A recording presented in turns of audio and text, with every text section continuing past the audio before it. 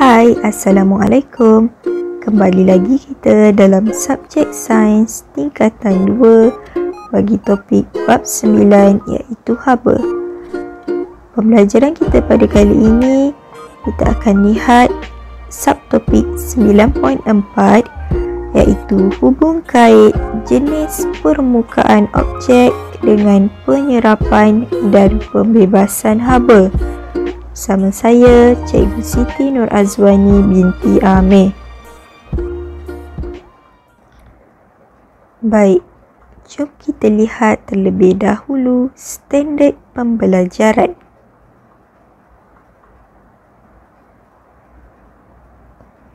Di akhir PDPC, diharapkan murid-murid dapat yang pertama, menerangkan bagaimana objek yang gelap dan kusam menyerap haba lebih baik daripada objek putih dan berkilat. Yang kedua, murid-murid dapat menjelaskan bagaimana objek yang gelap dan kusam membebaskan haba lebih baik daripada objek putih dan berkilat. Dan yang ketiga, murid-murid dapat mengkonsepsikan konsep haba dalam kehidupan harian. Bagi meneroka hubung kait antara jenis permukaan objek dengan penyerapan dan pembebasan haba, jom kita lihat eksperimen 9.2. Eksperimen 9.2 ini murid-murid dapat lihat pada buku teks sains tingkatan 2 muka surat 216 hingga 217. Baik, yang pertama sekali kita lihat dahulu apakah tujuan eksperimen ini dijalankan. Tujuan eksperimen ini dijalankan adalah untuk mengkaji objek yang gelap menyerap dan membebaskan haba lebih baik daripada objek putih. Pernyataan masalahnya ialah, adakah objek yang gelap menyerap dan membebaskan haba lebih baik daripada objek putih? Hipotesisnya pula ialah, objek yang gelap menyerap dan membebaskan haba lebih baik daripada objek putih. Untuk pengetahuan murid-murid, eksperimen ini terbahagi kepada dua bahagian, di mana bahagian A adalah untuk kita lihat warna permukaan yang manakah merupakan penyerap haba yang baik. Manakala pada bahagian B, untuk kita lihat warna manakah yang merupakan pembebas haba yang baik. Jom kita lihat dahulu bahagian A. Pada bahagian A, pemboleh ubah dimalarkan adalah jarak dari sumber haba. Pemboleh ubah dimanipulasikan adalah warna permukaan dan pemboleh ubah bergerak balas adalah kenaikan suhu. Bahan yang digunakan adalah cat hitam dan cat putih, manakala radas yang digunakan adalah penunu Bunsen, termometer, tin susu kosong, plat besi, kasa dawai, tungku kaki 3 dan bongkah kayu. Langkah yang pertama adalah sediakan 2 tin susu kosong yang masing-masing dicat dengan cat putih dan cat hitam. Kemudian, labelkan tin sebagai J dan K. Langkah yang kedua, sediakan radas seperti yang ditunjukkan dalam rajah dengan meletakkan kedua-dua tin serapat yang mungkin dengan penunu Bunsen. Langkah yang ketiga, rekodkan suhu awal udara di dalam setiap tin dan nyalakan penunu Bunsen. Dan langkah yang keempat, perhatikan dan rekodkan suhu akhir setiap tin selepas 10 minit. Jom kita lihat dengan lebih jelas rajah bagi bahagian A. Pada bahagian A, 2 tin susu digunakan, di mana tin susu yang pertama bercat putih dan dilabelkan sebagai J, manakala tin susu yang kedua bercat hitam dan dilabelkan sebagai huruf K. Kedua-dua tin tersebut kita letakkan termometer, kemudian kedua-dua tin susu tersebut kita dekatkan serapat yang mungkin dengan penunu Bunsen, iaitu di mana sumber haba tersebut dibekalkan. Seterusnya, jom kita lihat pula bahagian B. Bagi bahagian B, pemboleh ubah dimalarkan ialah isi padu air panas. Pemboleh ubah dimanipulasikan ialah warna permukaan dan pemboleh ubah bergerak balas ialah penurunan suhu. Bahan-bahannya ialah cat hitam, cat putih dan air panas, manakala radasnya ialah termometer, tin susu kosong, plat besi dan bongkah kayu. Prosedur pada bahagian B yang pertama ialah sediakan 2 tin susu kosong yang masing-masing dicat dengan cat putih dan cat hitam. Kemudian, labelkan tin sebagai J dan K. Langkah yang kedua, isi air panas ke dalam kedua-dua tin seperti yang ditunjukkan dalam rajah. Langkah yang ketiga, rekodkan suhu awal air di dalam setiap tin. Dan langkah yang keempat, perhatikan dan rekodkan suhu akhir setiap tin selepas 10 minit. Baik, jom kita lihat dengan lebih jelas rajah bagi bahagian B. Pada bahagian B, 2 tin susu juga digunakan, di mana tin susu yang pertama bercat putih dan dilabelkan sebagai J, tin susu yang kedua tin susu bercat hitam dan dilabelkan sebagai K. Kedua-dua tin susu tersebut diisi dengan air panas dan juga termometer.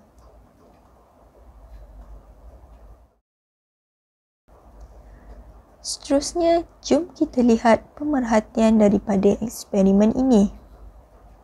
Pada bahagian A, dapat dilihat bahawa tin K, iaitu tin yang bercat warna hitam, mengalami kenaikan suhu lebih tinggi berbanding tin J, iaitu tin yang bercat warna putih. Manakala pada bahagian B, tin K, iaitu tin yang bercat warna hitam, mengalami penurunan suhu lebih tinggi berbanding tin J, iaitu tin yang bercat warna putih. Seterusnya kita lihat perbincangan yang dapat dibuat melalui eksperimen ini. Soalan yang pertama, tin manakah yang menyerap haba dengan lebih baik? Jawapannya adalah tin K, iaitu tin yang bercat warna hitam. Soalan yang kedua, apakah inference yang dapat dibuat daripada aktiviti A? Suhu dalam tin K meningkat lebih banyak selepas 10 minit kerana objek berwarna gelap menyerap haba dengan lebih cepat berbanding objek yang putih. Soalan nombor 3, tin manakah yang membebaskan haba dengan lebih baik? Jawapannya adalah tin K, iaitu tin yang bercat warna hitam. Soalan nombor 4, apakah inference yang dapat dibuat daripada aktiviti B? Suhu dalam tin K menurun lebih banyak selepas 10 minit kerana objek berwarna gelap membebaskan haba dengan lebih cepat berbanding objek yang putih. Soalan nombor 5, apakah cara pengaliran haba yang menyebabkan haba hilang daripada tin? Jawapannya adalah sinaran.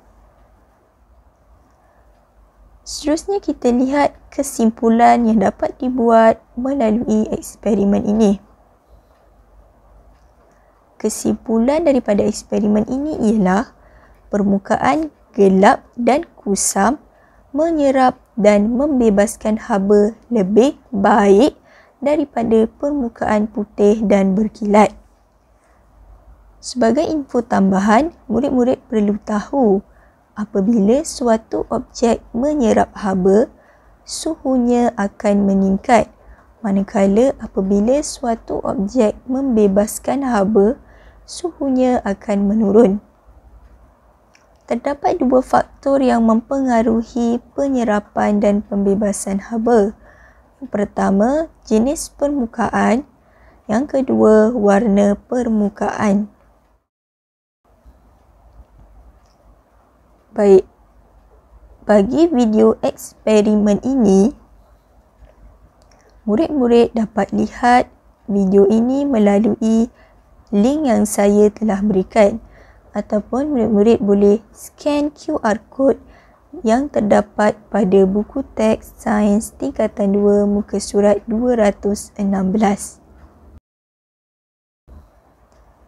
Seterusnya, jom kita lihat konsep haba dalam kehidupan harian. Konsep haba dalam kehidupan harian ini dapat kita lihat melalui konsep bangunan hijau. Apakah sebenarnya bangunan hijau ini? Jom kita lihat. Konsep bangunan hijau ini ialah idea yang dijana untuk mengurangkan kesan terhadap alam sekitar dan kesihatan manusia akibat kepesatan pembangunan.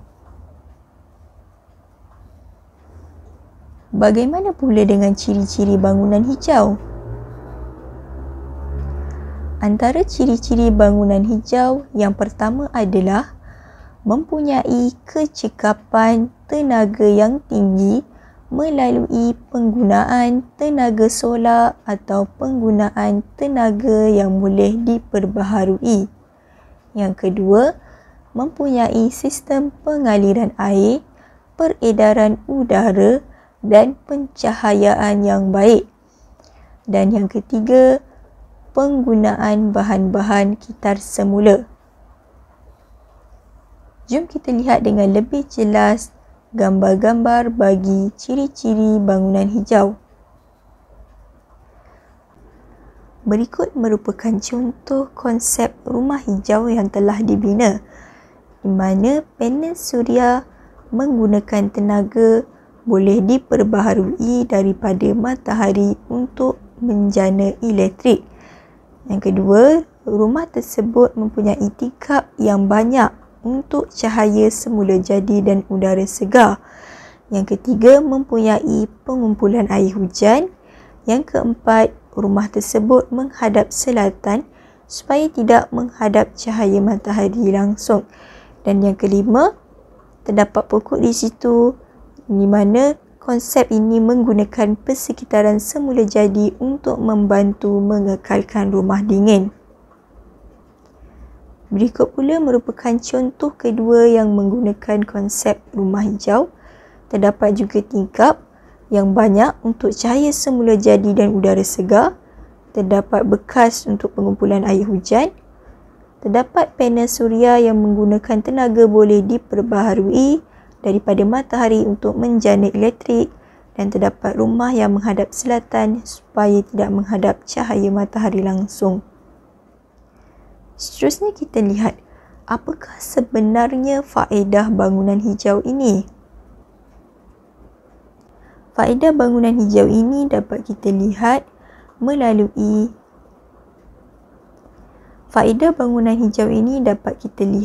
terhadap ekonomi, alam sekitar dan juga sosial. Di mana pada ekonomi, yang pertama, ia dapat mengurangkan kos pengendalian. Yang kedua, menambah baik produktiviti kerja penghuni. Dan yang ketiga, meningkatkan nilai harta tanah. Faedah pada alam sekitar pula adalah yang pertama, mengurangkan pembaziran air. Yang kedua, mengurangkan pengeluaran gas rumah hijau. Yang ketiga, memelihara sumber semula jadi. Yang keempat, menambah baik kualiti udara dan air. Dan yang kelima, melindungi biodiversiti dan ekosistem.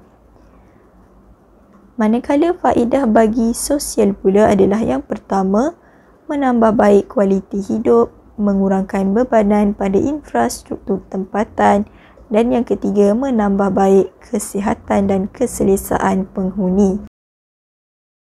Baik, bagi menguji kefahaman murid, jom kita uji minda dengan latihan. Latihan formatif 94 ini murid-murid dapat lihat pada buku teks sains tingkatan 2. Terdapat 3 soalan. Baik, soalan yang pertama. Apakah kelebihan memakai baju berwarna cerah semasa cuaca panas? Jawapannya adalah warna cerah ialah penyerap haba yang lemah. Jadi, kita akan berasa sejuk.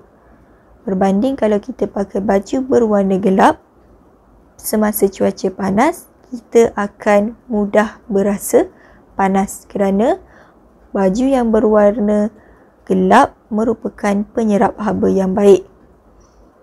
Baik, soalan yang kedua. Apakah ciri-ciri permukaan dinding sebuah kelalang termos yang dapat mengekalkan suhu air panas untuk tempoh masa panjang? Baik, permukaan dinding sebuah kelalang termos itu mestilah permukaan dalam yang berkilat. Kerana apa? Supaya haba dari air panas dipantul semula ke dalam dan suhu air panas dapat dikekalkan.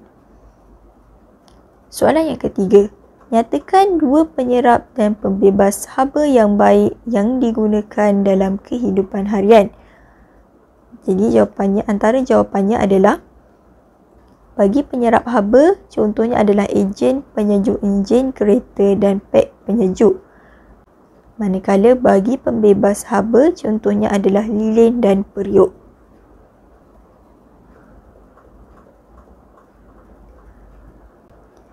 Baik, bagi tugasan murid-murid perlu jawab kuis 9.4 pada link yang telah saya kongsikan. Dan yang kedua, murid-murid perlu jawab gerak gempur keseluruhan bagi bab 9.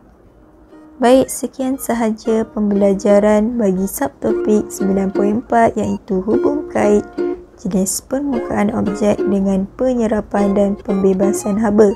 Semoga kita bertemu lagi di lain waktu bersama saya, Cikgu Siti Nur Azwani bagi topik yang baharu. Assalamualaikum warahmatullahi wabarakatuh.